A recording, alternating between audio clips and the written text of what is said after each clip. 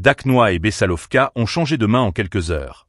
Un centre de commandement ukrainien a été pulvérisé et les frappes russes ont visé des sites jusqu'aux ateliers de réparation en profondeur. Le 10 juillet marque une journée offensive d'une rare intensité sur plusieurs fronts à la fois. Abonnez-vous et partagez ce reportage pour suivre, jour après jour, comment le rapport de force évolue sur les lignes les plus disputées du conflit.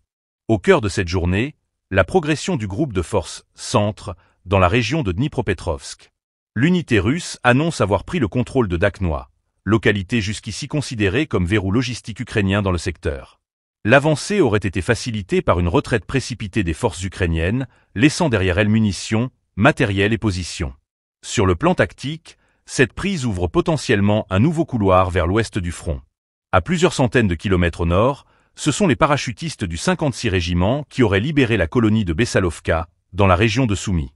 Une opération éclair menée avec un soutien aérien, au cœur d'un secteur sous pression depuis plusieurs semaines. Là encore, la résistance ukrainienne semble s'être effondrée plus vite que prévu, ce qui relance les spéculations sur une possible réorganisation forcée de leurs lignes dans cette zone sensible.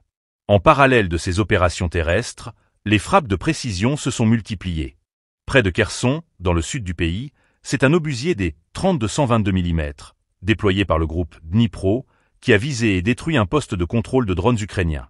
La cible a été repérée par un drone de type Orlan 10, qui a permis une transmission rapide des coordonnées. Le premier tir touche, le second détruit complètement la structure et son équipage, confirmant la montée en puissance de la coordination entre drones de reconnaissance et artillerie lourde. Mais c'est dans la région de Baratovka que s'est déroulée l'une des frappes les plus symboliques de la journée. Un missile Iskander-M a détruit la position avancée de la 35 brigade mécanisée ukrainienne, selon les rapports russes. Le site visé aurait servi de point de regroupement temporaire, et l'explosion aurait causé des pertes importantes en hommes et en équipement. Le missile balistique à courte portée, réputé pour sa précision et sa capacité de pénétration, montre ici toute sa pertinence dans la guerre d'usure qui se joue désormais sur les arrières du front.